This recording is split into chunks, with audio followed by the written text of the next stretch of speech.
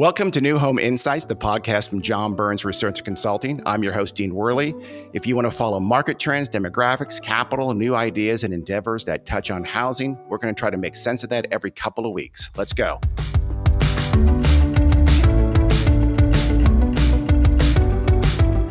Hi, everyone. This is Dean Wehrli for the New Home Insights podcast. Understanding what home buyers truly want in home design and will pay for is more critical than ever as the pendulum has kind of, let's be honest, swung back to the home buyer from the home seller. It's a bit of a buyer's market now.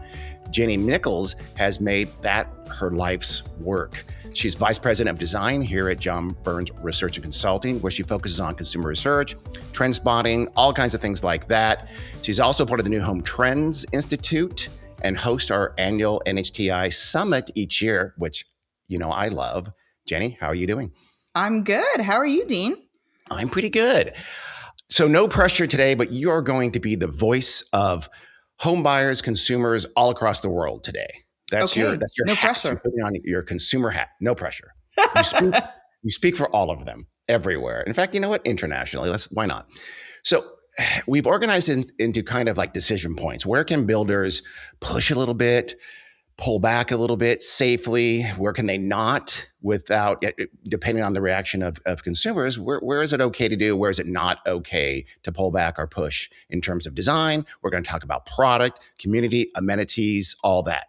Sound good? Awesome. Sounds great. Let's do it then. So let's start with the kind of where can builders push in terms of affordability. You know, in terms of, we know price is critically important right now. Builders are needing to solve for price in a lot of ways right now. So let's start with exteriors, with elevations. Where can builders simplify, if that's the right word? Where can they not in terms of the outside of the house? One of the things that consumers are willing to give a little bit on is exterior styles. And so one of the things that we can do is simplify exterior styles. And I always joke, I love when trends benefit us and them. So one of the things we're seeing is more of an appetite for modern around the country. Now, I'm not talking like modern, you know, like we're not going Frank Gehry on our homes, but when you look at sort of a range of how modern people want, there's classic, traditional, and super modern. And even in Texas, they're slightly leaning towards the modern side based on our NHTI research. And so the cool part for that is that means a lot of modern takes on traditional styles, which means simplified takes on this. It usually oftentimes implies a simplification of the style. So you keep sort of the main structure of the home and some of the key features, but then you can edit out a lot of that extra detailing. So, craftsman, for example, like if you keep that, you know, the gabled roof and the angled, you know, the front porch and the angled columns, you can start to pull off some of that extra detailing. So maybe the columns don't have the stone bases that they typically do. But if you sort of, it's almost like if you outline a sketch of something, but don't fill in the details, that starts to be what those modern takes on the styles are. And the cool part is it keeps costs down for us because we're not including as many details, but yet it's leaning into that modern preference for consumers around the country. And so it gives you a little bit of that win-win of we get to save money, which is good for everybody, but it also leans into they like things a little simpler and more modern. Does that hold across buyer segments, pricing segments? I mean, are you a little more, you've heard the phrase like gingerbread. We do have a little more of those add-ons, let's say. Does that, is what you're saying true across different buyers' pricing strata? Yes. So yes, but I'd say, you know, if you're going in the third move up, you know, higher end move up luxury realm, that's when kind of classic, authentic, or even more dramatic modern gets into play. So they're, you know, if they're going to spend the money to get something that high end and that upscale, they're going to want a little bit more on the outside and a little bit more detail and authenticity.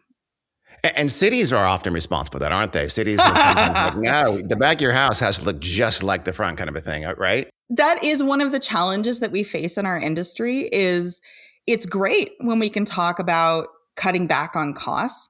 But if your municipality requires, 50% masonry, Yeah.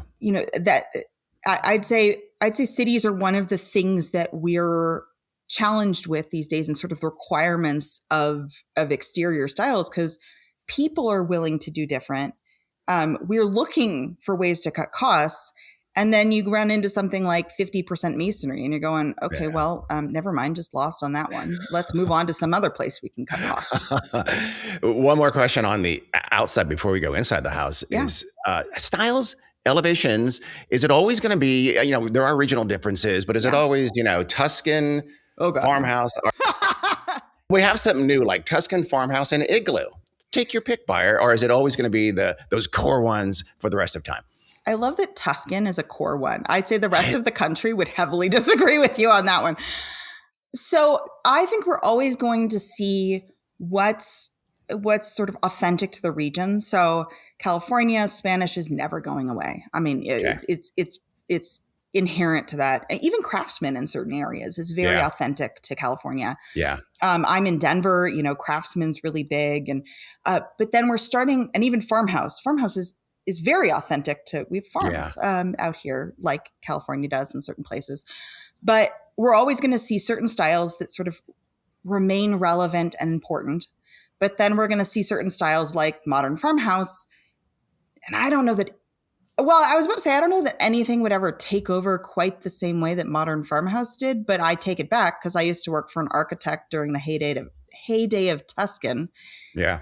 And you and I know, I mean, I started in 2004 and which was like the beginning of just the frenzy for Tuscan. So, so I would say we're going to see authentic styles for the regions. And then we're going to see other styles that come up in popularity, like farmhouse, where it sort of catches fire for one reason or another and sort of spreads around the country. And then you're going to see kind of quieter trends. So like mid-century modern had and is still sort of having its own sort of arc right now in certain areas. Scandinavian is really trendy where I live because it works really well with our beautiful mountain climate, and Salt Lake City too is great with Scandi. Like severe lines and everyone has to wear a turtleneck. Kind of thing, black neutral turtleneck. Colors and black and white. No, it's this like really heavily pitched gabled roof. So that gabled roof is that like I think Monopoly house, that pitched roof, but like make the pitch a little steeper for Scandi. And then it's a lot of kind of white and natural materials. And the funny thing, we've been kind of keeping an eye on it because it's popping up in different places. I've seen it in like the Northern Virginia area. I've heard about custom homes in Georgia of all places that are going Scandi. And then in your neck of the woods, or in California, we're seeing in Seattle for sure. But even in LA, we're seeing Scandinavian pop up. So we're keeping an eye on that one. I don't know that's going to go fire like farmhouse, but I think it's going to start being one of those things in the right areas. I'm not hearing igloo. Is that because of global warming? I mean, so it's not going to. We didn't really get good snow in Denver until until this week. So I'm going to say, if we are not getting good snow, that probably implies that igloos are not going to be the next trend. Well, then Monopoly House, all grain plastic. Absolutely. Well, we can't forget about the hotels, the red hotels. The large red for like McMansions. I like it. Before we move on, speaking of color, that is a great way to save on cost. So if you can lean into the styles, you can lean into simplifying styles.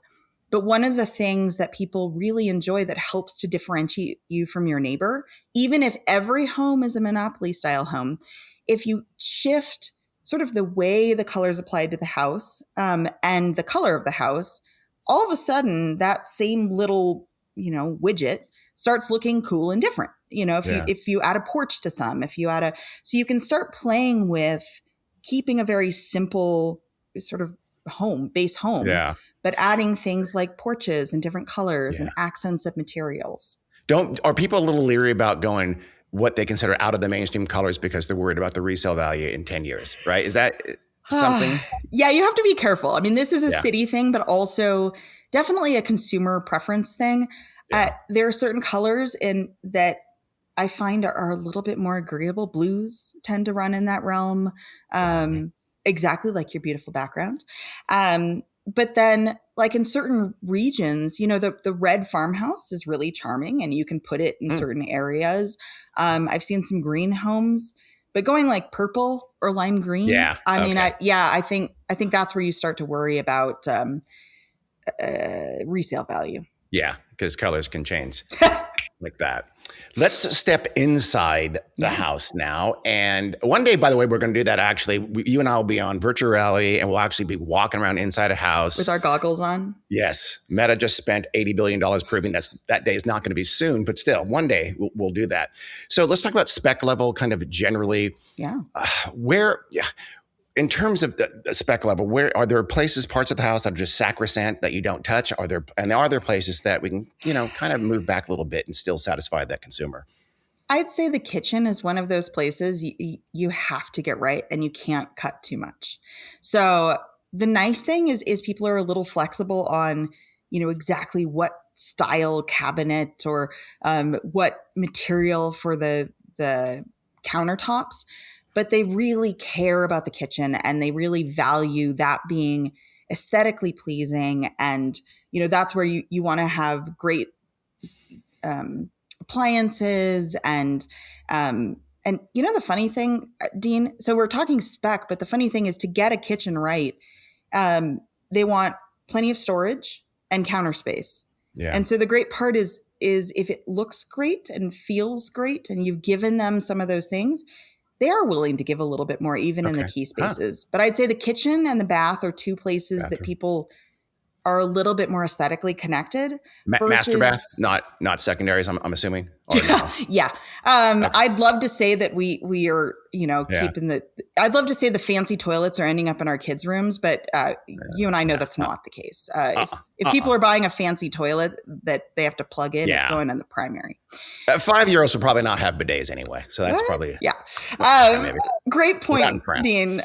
Primary baths, I think, are key. Secondary, there's a little bit more give on what people are, they'll take simpler stuff. And then flooring is another one. LVP is getting a little bit more popular, where it's not real hardwood floors, but we're leaning into kind of that fake but more durable hardwood. Yeah, because it looks really good. Yes, it does. It looks great. So, and it's massively more durable and easy to clean. So sometimes. In terms of affordability, in terms of solving for price, I want to talk another couple ways, which is density of homes, but also before we talk about sort of product density, home sizes. We're seeing home sizes start to trend downward. And again, is that mainly in the pursuit of getting to better affordability? Absolutely. I think home sizes are starting to shift down, and part of it is that hunt for affordability, but part of it is we're starting to see people desire a little bit more of a low maintenance home.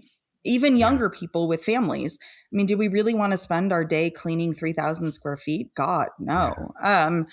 So even if you could afford it, sometimes you're choosing to keep, to do something that's maybe 2,600 square feet and a little bit less space. So I think we're getting smaller out of lifestyle preference, but also out of cutting down on square footage can definitely cut back on price. And density in terms of product, in terms of lot size, attached versus detached, is that also a trend you're seeing? Absolutely. The densification of our country. Land is expensive. So we're all looking for the ways that we can kind of get better bang for our buck, and also get better bang for our consumer's buck. If we can get more homes on a site, then we could potentially charge less and make it's sort of a win-win between, the builders, I say us, but the builders in our industry and the developers in our industry and consumers. But there is pushback on that. You have to, you can't just cram a bunch of homes in and check the box and you're done.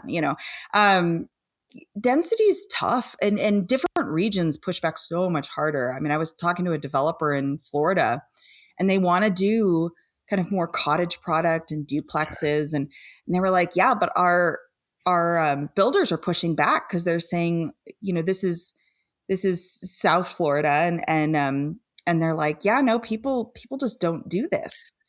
Well, that doesn't mean people don't want it. So, it's kind of trying to find that balance of what will your market take? California, you guys are in it to, if you can save a little money and make it denser, consumers are totally okay with that because they know how much it costs. Texas, there's some pushback still. So I think there's that balance of going dense, but you also have to sort of consider things like outdoor living. Yeah. And how do you either integrate it as private outdoor living with the home, or, and I think I'm jumping ahead on what we've talked about, but, or, how do you offset the density? Great master plans will oftentimes create a denser sort of neighborhood, but then they'll do things like have a really fantastic park that's like right next door, or 2 minutes walk away. Yeah. And so it sort of makes your community your backyard, and public space in lieu of private space, outdoor space. I'm going to put you on the spot. Is there one space you would try to avoid compromising on within that layout, the home floor plan? Oh, kitchen. I mean, kitchen's an easy answer. It still needs to remain functional. And the other kicker, and we found with our consumer research with NHTI, is oftentimes you need to accommodate, and as you're designing your kitchens, plan for accommodating 2 people in the kitchen. So you need a kitchen that easily supports 2 people cooking, prepping, cleaning, whatever you're doing. So you can only make the kitchen so small. Yeah. I think one thing you can give up is we have this, and I'll pick on Californians. They tend to lean into this real heavy. We have this tendency to put bathrooms as like a 1-to-1 to bedrooms. And this is where bathrooms are expensive. Yeah. So as you go smaller, I think we need to look more and more to what are people, what's the bathroom ratio that people are starting to lean into? And actually, funny enough, Dean, we're coming out today with a report on bathrooms from Consumer. Our Survey Insight report for this month is on bathrooms. And the ratio that we figured out is about 2-to-1. So people are willing for 2 secondary bedrooms to share a bathroom. Okay. God forbid the whole home shares the bathroom, though. Yeah. Think about. So it's not 2-to-1 for the whole home. So it's not 4-2. It's probably 4-2, 2.5, or even, right?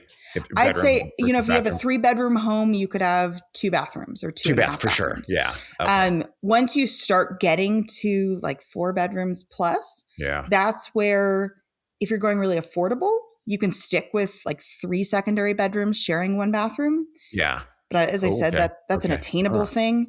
Versus most people want, and that's when they start wanting that extra bathroom. So think like 2 secondary bedrooms can share a bathroom, but once you start getting more, they want maybe another bathroom that's en suite to one of the bedrooms. So kitchens, bathrooms, those are kind of places. So let's sort of move into sort of where you want to be careful. You, the builder, want to be careful because you're going to get pushback. I'm hearing a little bit, bathrooms, maybe a little bit potential to be a little more, to tone it down a little bit. Yeah. Maybe leave alone your kitchen. How about parking, garages? Where can you go too far there? Should builders be really careful about that?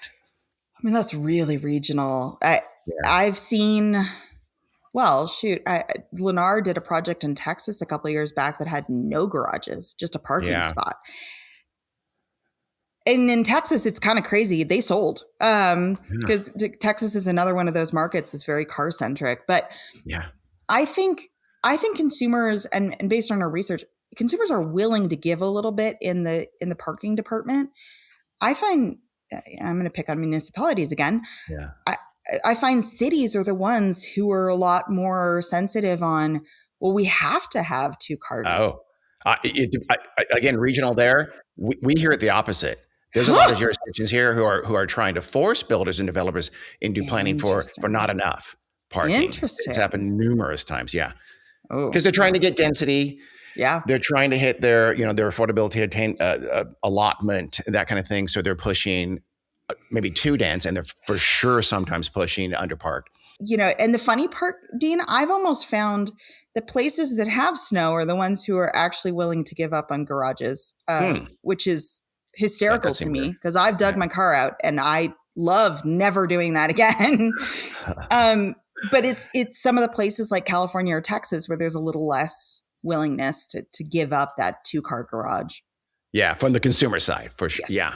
Yeah. Okay, that makes sense. How about attaching shared walls? We talked a minute ago about density. When you get to real densities, you're starting to talk attach. Is that somewhere buyers need to be really careful? I'm sorry, builders need to be really careful? I think there's absolutely an appetite for it. I think the concern people start to have, townhomes is really noise. Because I think about my apartments I lived in before I bought, and oh boy, when we had when I had my daughter, I had like partiers who were in college just across the way, and you could hear them partying every weekend into the wee hours, and I'm trying to put a baby to bed. I think it's like we get scarred from those moments, and so consumers are definitely concerned about noise. The great part is I've seen some builders, one, we can absolutely put noise mitigation between the units. I mean, it just be sensitive on people don't want to hear their neighbors. And I've even seen builders prove it by one time they had like Beezer, they had a party. It was a duplex. They had a party in one duplex and then showed people that in the other duplex, you couldn't hear anything. Yes. I swear, that's funny you say that because this was a few years ago, but the sales agent had a big old radio and he would blare it and say, I'm going to play it that loud.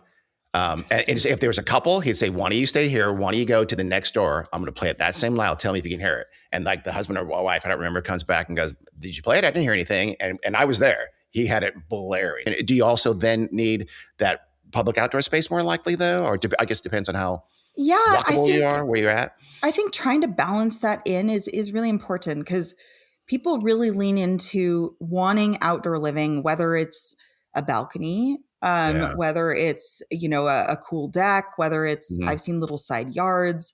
Yeah. I've even seen, and it's kind of the alternative of the front porch is that like front patio is really finding its moment because you can do, and it's open to your neighbors similar to a front porch. So it's not fully private, but it's private in that it's your own. So you can hang out and barbecue and stuff. That just came up as well. I'll be honest with you. I'm a little skeptical about the utility or the preference for that effectively public outdoor space. But you're right. It's kind of it's a hybrid, isn't it? It's your outdoor space, but it is public because you are like the Paseo loaded homes with the alley loaded garages. I've seen a ton of that in attached, and I think if you can, even if it's a little corner of true private outdoor space on an attached townhome, let's say, to me that's better than the front Paseo. Oh gosh, private space. I mean, I've seen in duplexes, I've seen little side yards with like even little kind of covered patios where it cuts into the floor plan. Where they create something like that. I've seen decks that have walls on the side so that you can see out, but like your neighbors can't see directly into your deck. Roof decks. This is where it really comes down to the design. I mean, you have to be thoughtful of if you're going to be right up on your neighbor. I mean, roof decks, I've seen where you could literally pass your neighbor a beer. Yeah, but that's kind of cool. Actually, that's a plus for me. If you like your neighbor, super depends cool. on the beer. But if you, you're right. And if they're drinking, you have Schlitz, hard pass.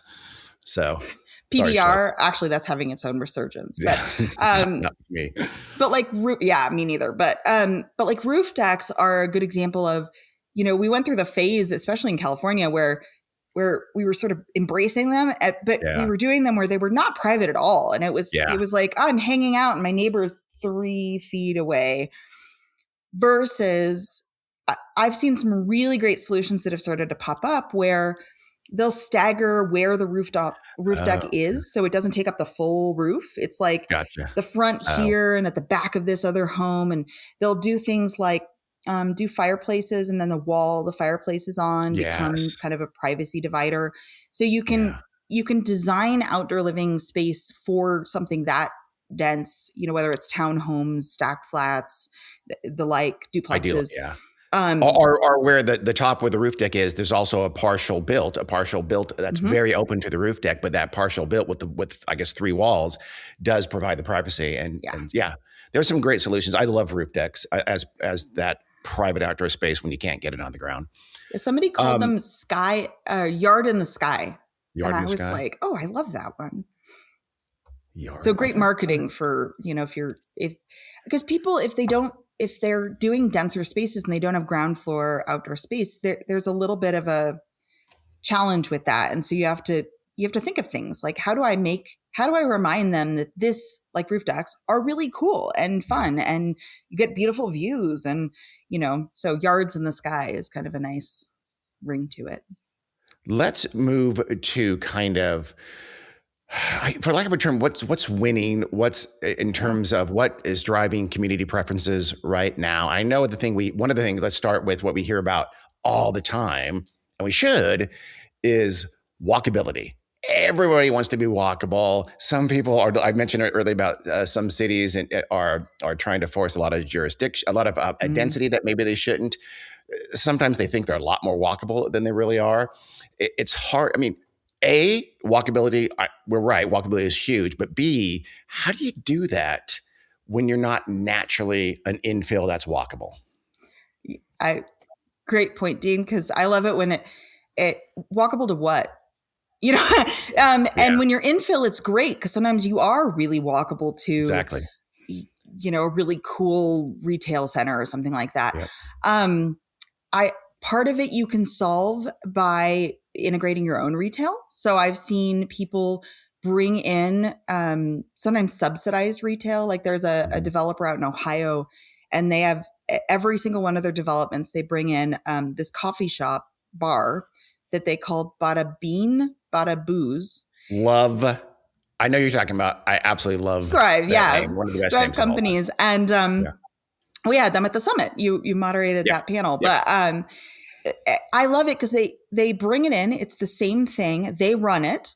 And it gives people a cool gathering place from minute one. So it really helps to solve. So maybe you're not walkable to a lot, but the cool thing is you're walkable. They also have a gym that they put in. So you're walkable to a gym and a cool coffee shop and bar where you can grab some stuff to eat. So I've seen that as a solution where people will bring in their own retail, whether it's their own. Sometimes they'll subsidize a coffee shop till the community really takes off.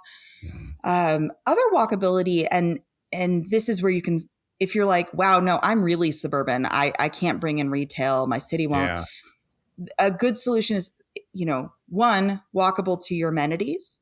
And that could be your amenity center, but it also could be really cool scattered pocket parks, or maybe every Friday you bring in and have, food trucks. And so that's, you bring in retail where it's not permanent, but it's there for, the farmer's market on Saturday or the, food trucks that come in on Friday night. So you can do kind of different varying levels of retail and weaving it into the community. But yeah, people are definitely looking for those mixed use communities that really give you that walkability and that sense of place. Again, put you on the spot, Jenny. If you're making recommendations to a master planner, they have a pretty large size community. Would you advocate for multiple smaller spaces where folks can interface and collect, or would you have that classic one big amenity center? Bit of both. So I knew you were going to say both, but you can't say that. I'd say, depending on how big your community is, I would go a lot of different small. I think gone are the days of that massive central clubhouse that's Yeah. 100,000 square feet and has everything. One, people, I mean, if it's across the community and it's, a 20-minute drive, I don't know if I'm visiting it. So now I don't benefit. So I'd say that the one big clubhouse is really shifting away. I'm starting to see 2 smaller clubhouses, depending on how big your community is, or 1 smaller, and a lot more flexible use. So less like the stereotypical, game room with the pool table, and more sort of open great rooms. And people really love sort of breaking up spaces. So where if you have an open great room, don't just have like one seating area. I think this is almost a post-COVID thing. People love to have they want to be able to gather, but they don't want to hang with the person they don't know. So if you have like multiple cool seating areas, you can really create a vibrant, used, functional building that people use, but really allow them to, like Dean's hanging out over there and I'm hanging out way over here. No, I'm kidding. Yeah, actually, I'd be hanging out with Dean. Sure. But it's funny you say that because it's like old school family style restaurants or something or pizza places where you had long benches and there would be multiple groups. I don't like that. I'm not going to lie. I'd rather have, it's weird to be seated intermixed with other folks. So that can even, convert into public spaces, quote unquote, public spaces within communities then.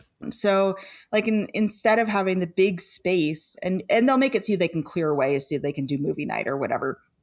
But they'll do these sort of almost like there's a fire pit here and there's like little game area over here with, cornhole. And they're starting to do kind of that great room concept where you break it up outside too. So multiple groups or families or whatever are doing their own thing in within a larger space, but they're able to do multiple own things. Yeah. Okay. Absolutely. Okay, I like that. And definitely breaking up the amenities. Now I'm gonna challenge you on that because you mentioned a minute ago what you call cottage communities. Tell us about cottage communities as a solution for a community. Yeah. So when I first heard about them, Dean, I was thinking about this the other day, 20 years ago when I started in the industry.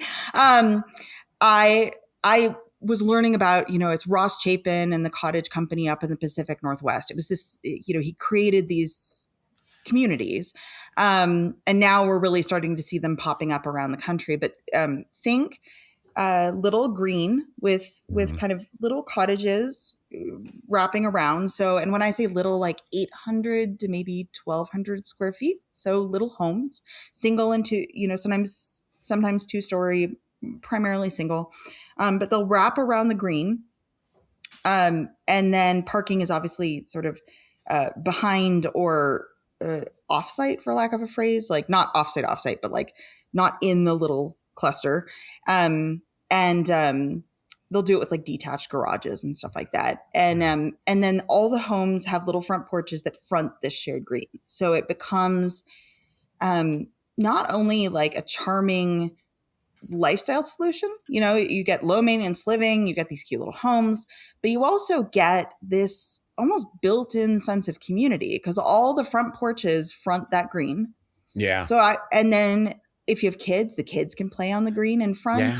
Yeah. I've seen people do little like gardens. So they'll put in like a community garden that they all manage. I've seen, little, a project in Montana. They did little berms. So when it snowed, you could hide behind the berm and like throw snowballs at each other. Nice. So they set up a snowball war. Yeah. I love it. Which I mean, and they of course added it in the marketing. So you understood what the little berm was for, but, paintball. Oh God. So security though, I mean, you mentioned, so they're kind of secure, or at least that's the perception. Yeah. So it really gives you a sense of, your neighbors, there's eyes on the green space. So, but doesn't it take one novel by Harlan Coben where someone gets kidnapped from a green and it's like, oh, they were only out of my sight for 2 seconds, and that sense of security goes away? It's going to end on Netflix. Here. Well, I mean, in the best cottage community, multiple people are probably all hanging out, so it becomes less of a problem. Now, if you're letting your young child hang out alone at night in the green space, that might cater into what you're talking about, Dean. But I'd say most of the people, it draws you together. So like people sit on their front porches and drink coffee while, the kids are running around outside out front, or, they're hanging out in the green, in some Adirondack chairs. Do you need to have stuff out there, or can it literally be an oval lawn with nothing else? I think you can have a basic lawn with nothing else. Okay. I mean, people. Because that's how I've seen it. I've seen a couple times I've seen it. It's been just an oval lawn. Those communities did well, by the way. So I think it was effective. Yeah, Shoot Toll's doing a very high end. I'm blanking on the project name, but they're doing a very high end cottage community up in the Pacific Northwest and Seattle area, and it's these beautiful little jewel box homes that are, of course, $1 million plus. The homes were a little denser than the norm within those competitive market areas too, with the cottage greens. Is that something that is normal? You can be a little bit denser? I'd say cottage communities in general, because they're sharing that green, it becomes, and they have front porches. So the front porches and the green become their outdoor living. So they tend to be closer together. And then there's all these sort of, there's all these little rules about ways to help define the quote public and private realms. So like public, quote, public realm, the green space, the shared green space, private realm, a couple steps up to your front porch. So you do things like raise the porch a little bit. You do, that helps sort of create your space versus, the communal space. Let's talk about some things that in community that you could do wrong. I don't think I'm hearing this, but I'm going to ask you, is that you still need, or is it wrong, I guess, right now to build those big, wow amenities because maybe they don't get the kind of use that you think they do? Is that literally recommend against that? Ooh, I know. I told you I'm putting you on the spot. I'm always hard. It's hard to say no entirely because I'm sure there's some luxury community that would merit that. But I absolutely am starting to see clubhouses being more, 10,000 square feet and below. And so they're much more large, great rooms with maybe like a gym or a studio, fitness studio. But people are starting to scale back because people just, it just doesn't get used as much, but also it's dang expensive to put in all of that. And people are starting to shift to, especially if you have great weather, they'd rather hang out in a really cool covered outdoor shade structure with a barbecue and, fire pit nearby and then have like some big building they have to go into. Okay. Are there other communal spaces where right now buyers are just buying into that you can think of, Definitely like that. Dog parks, for instance, as we just heard. I don't know if we can. Dog parks for that. That's still huge, right?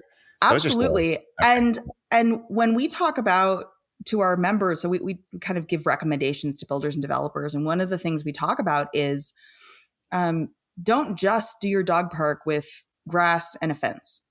Okay. That's just, it doesn't really actually, sure, it supports the dog, but what does the human do? Stand?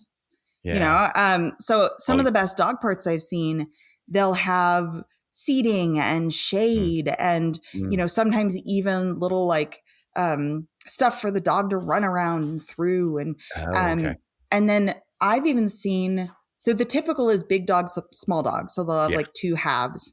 Yeah. And then one of the latest ones I saw was, I'm trying to remember how they phrased it, but it was in essence like active dog. And I want to say chill dog, but that was not the phrase they used. But like in essence, like those dogs that are a little bit more chill and those dogs who are like, throw the ball, throw the ball, throw the ball. They actually had they split it like that. Cause like my dog, I have a corgi. She loves like Bernese mountain dogs. Like she's totally all about the like massive dogs who would like walk over her, but she thinks they're cool. And she's got a type. Chihuahuas, she's like, dear God, no, they're yapping at me. So that's true. That's why I kind of like the break of instead of breaking it by small versus large, it's more splitting by personality. So you're getting. That's hard though. Is your dog? That's going to be difficult. I don't know. Is your dog chill? Yeah. Do you have to answer a survey before you Give can your enter dog's a psychological profile. What's your dog's colors? Is he a red, green, or a yellow? How about, I know this is a horrible question, but pickleball was the thing that caught everybody by surprise in terms of amenities, community amenities, and it was just huge. And now it's huge with everybody. Every age group is playing it. Is it fair to ask you what's the next pickleball, or is that just not the right way to frame it? Pickleballs was so crazy because it not only became, I mean, it's a whole new sport. So you're rolling out, there's leagues involved. There's, and like you mentioned. It's on ESPN, the Ocho now, I believe. Okay. When it makes it to the Ocho, it warms my heart. Because, you have like competitive pillow fighting.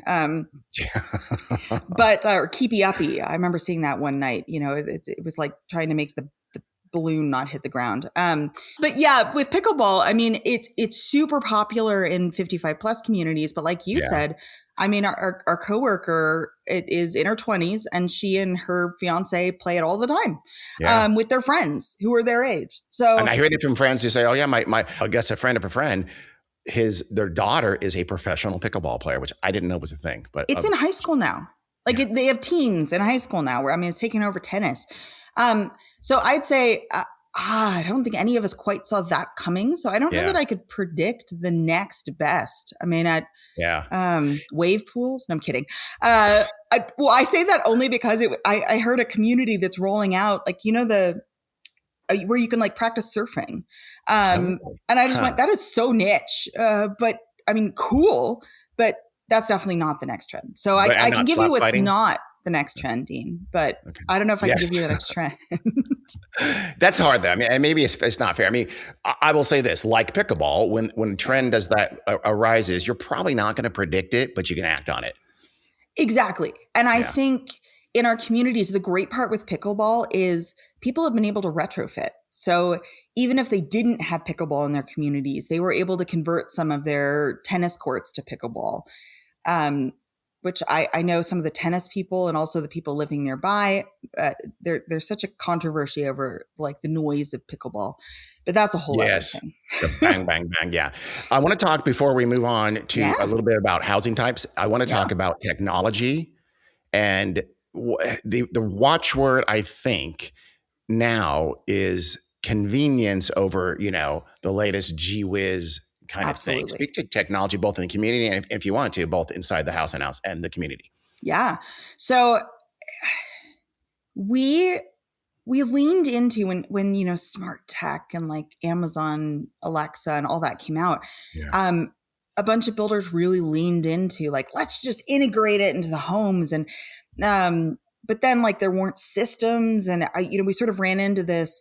Everybody liked, if they put in Alexa, then somebody really liked, Apple's solution, kind of the takeaway from all of that, and I'm even seeing it in wellness, is like, oh my God, people can add stuff after the fact. So if it's really niche-y, unless that's your sort of driving force in your community, I would lean into what are the things that make my life easier? What are the things that simplify things like, and this is going to seem silly, but like a really all-encompassing Wi-Fi network in your in your community. So if you're at a park, you can actually like log into your work laptop and connect to the Wi-Fi. They're not from our company because I think they would get mad at us for logging into a public Wi-Fi. But oh yeah, that's true. I forgot about that. Don't do that ever. But having just a Wi-Fi net that covers the community is really fantastic, but it's so simple. So it's one of those like, okay, make sure the clubhouse and the nearby parks are covered. And even within the house, helping your different tech talk to each other is becoming one of the things people really care about. So like, it's less about the oven that, sings and dances. It's like, but can I turn it on? Can I check if it's on from outside my house? Because, that was the running joke for so long. It's like, oh my God, did I leave the oven on? I have to go turn around and now, enabling ease of use like that, like, oh, great. I can check on my, on my phone, what, do I have a leak in my home? Do I have it's that stuff that's really mattering a lot more versus like the, or even like dual thermostats and zones. And it's funny. It's the simple stuff that really resonates with people these days, and what can make their life easier. Not, oh my God, I have to figure out a new technology and how do I make that work? But there's a fine line too, because a lot of that is like automation is a big thing in home technology now. And sometimes, I don't know, sometimes that can make your life more complicated, not easier, or it could be super annoying. Things that automatically do things when you don't want them to are crazy annoying. See, they still do them even when you tell them not to. Speaking from personal experience. I think stuff like, when you say automation, I almost think like, the blinds that will go up and down based on exactly. Like if you have a luxury community, maybe option something like that in a partnership. Okay. But boy, do most people not want to spend the extra money on that. I mean, it's just, that's like a nice to have. That's a cool, shiny. But if we're, especially in the market we're in, keep it simple. So it kind of dovetails with what you said earlier about product and about designs and things like that. It's like right now you don't need all the bells and whistles with technology, with smart text. Do the stuff that makes people's life easier and is basic and simple, not, and make sure you say it's AI enabled, even if it's not, because people are going to need to see that. Well, even wellness too, Dean. Like one of the things I think is great with wellness, air purifiers, that you can see the results. It benefits your family. I mean, especially with the fires and we have so much that makes our air less clean. But do you really need to have the cold plunge pool? No. Yeah. I don't think that should even be legal. That's just my personal opinion. Yeah, I'm not a polar bear fan on that stuff. No. But wellness is still, I mean, in the house, you still see wellness trending, wellness, sensible, convenience-oriented wellness kind of applications being a good, okay. Well, better insulation, that it's like, think about what are the things that either put money back in people's pockets or the things that make their lives easier. So better insulation saves on energy bills in the end. Yeah, so it's better for the environment and things like that, but it's also and helps with fire protection and things like that. But it also saves on your utility bills, which, good God, we keep seeing them rise. Let's talk a little bit about housing product types before we go on to how I want to end this podcast is talk about the recent 20 trends to watch for in 2026. We'll go kind of a quick version of that. But first, I want to talk a little more about product. Housing market types. There's a lot of debate about how we mix housing market types, whether it's for sale and for rent, or different product types and different price niches within a community, all within for sale. Or how do you see that? Are we going to see more intermixing in community design, do you think? I'd say yes, because as the based on our research, the top community people want to live in is not resort style anymore. It's not family friendly. It's mixed use. And that doesn't mean it's not family friendly, but family unfriendly is not a popular family unfriendly. slogan. No, now, we hate families too. Live here. But it's mixed use. So part of that implies retail, but part of that also implies, different types of homes, different types. I know people get weird about rental in their community, and you're still going to get people who say, oh, those renters. I mean, I don't know what they think renters are, like the hooligans of the community. But that's always the pushback, like those people we don't want in our neighborhood. But I'd say with the rise in people wanting more diverse population or diverse communities, we will see, build to rent or apartments mixing into master plans. I wanted to ask you about build to rent specifically. I mean, when I'm recommending product or recommending uses for a decent sized master plan, it doesn't even have to be huge. It could be 7 or 8 communities. I'm thinking one of those should be a build to rent. Are we going to see, we're already seeing more of that. Do you think we'll see master plans will just routinely be designed with built-in build to rent neighborhoods intermixed within the different for sale neighborhoods? I think it's such a smart strategy because think of them as your future buyers. Because sometimes build to rent are very much renters by choice. Though if you're in a really great community, you could potentially woo them away from that. But some of them are renting until they can save up and afford to buy that home. Mm-hmm. And so I've even heard developers talk about it where people will move into the build to rent area and then buy in the larger communities. So I think it's actually a great strategy for diversification and segmentation. And adds to just your overall community absorption because you now have different Absolutely. streams of absorbing. How about density in terms of how intermixed can you get? Can you put very different product types cheek by jowl within a community, or would you still stay away from that as historically we've done? Oh goodness. I mean, I've seen them where they'll put different builders next to each other and say like the lots next to each other. I mean, I feel like I've heard that did not necessarily work really well. Looks super cool, but that's just so challenging. But I have seen communities where they'll take lots and like David Weekly will do like single family and their duplexes in the same lot, or not lots, blocks. Okay. So in the same block, they'll build, duplexes and single family detached, and single family, and SFD. And the great part is because it's their block, they could control the construction schedule. So I find the builders are receptive to that. And then people like Stapleton, now Central Park, did that a lot. And if you drive around, it's so cool because you get, instead of these little neighborhoods of certain builders, you actually get this really cool sort of vibrant, almost historic neighborhood vibe because you get, townhomes next to detached homes across the street. So I'd say people actually, one of the complaints we see in our consumer research is people don't want everything the same and everything to be cookie cutter. And that's part of why they don't like master plans. And so to me, and I wouldn't say for everybody, but I'd say really consider if it makes sense diversifying and like doing it block by block or mixing in different product types to, where it's not just one builder or one, type of home. Jenni, let's end with, I teased a minute ago, this 20 trends in 2026. Yeah. That phenomenal webinar just did a couple of days ago. Let's cover just a couple of those real quick. One of those that I thought was interesting was this idea of builders need to be really conscious about selling their construction quality. And you mentioned like energy efficiency, really showing how that's true and what that does. How do builders do that? Why is that so critical?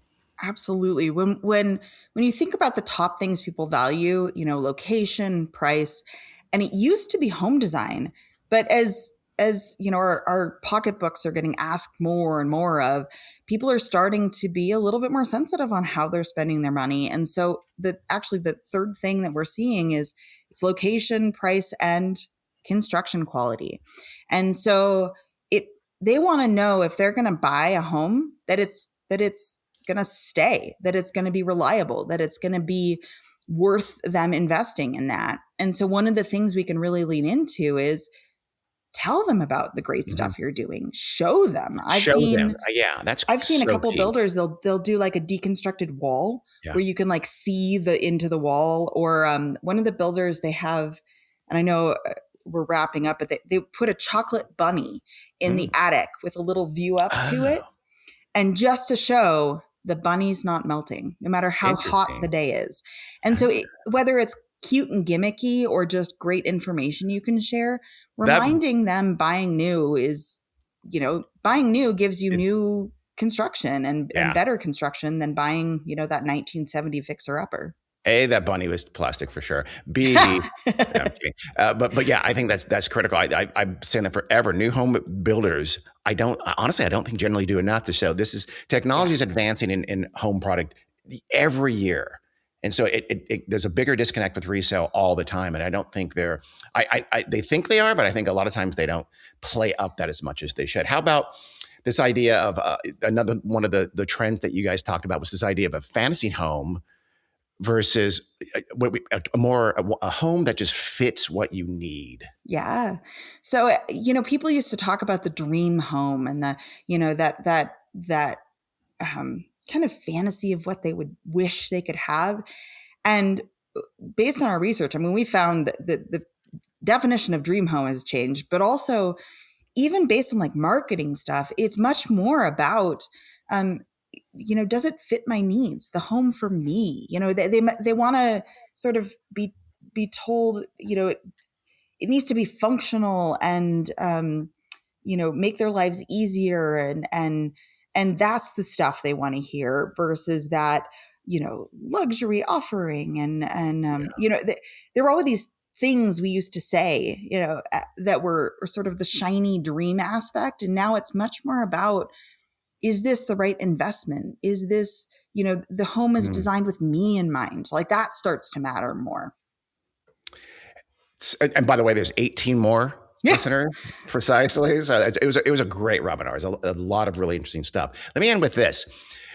We've talked about how we are, speccing down. There are some places where I don't want to say cut corners. That's really not the right phrase, but you can pull back a little bit, and and consumers for the most part don't miss it. In fact, maybe don't want it.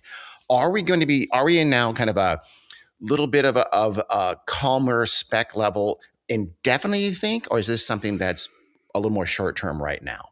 I'd say short term. One of the things I'm seeing more is a lot of the big builders and even who have libraries are redesigning those. I think builders in general are starting to step back and look at what do consumers really want? And instead of just value engineering and boxing the home up and, that kind of stuff, they're really leaning into, okay, does this, do I need the dining room anymore? Or can I simplify things and make a better great room?